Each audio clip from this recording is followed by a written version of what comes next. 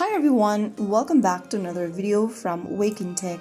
Today in this episode we are going to be learning how to mute students in Google Classroom application. If you want to mute students in Google Classroom so that they can't post or comment until you allow them again, first of all launch open Google Classroom application, or you may also go to classroom.google.com on a web browser and log in.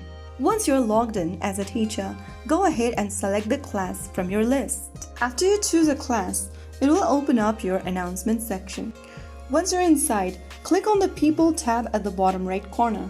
Now, under the Students tab, select the student you want to mute during the class and tap the three dots right next to their name. In the pop-up popping up at the bottom, click on Mute.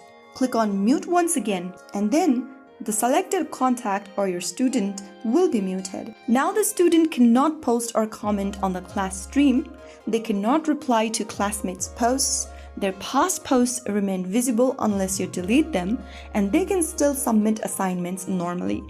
So that's how you easily mute a student on Google Classroom.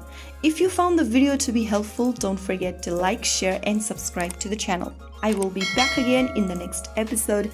Thanks for watching.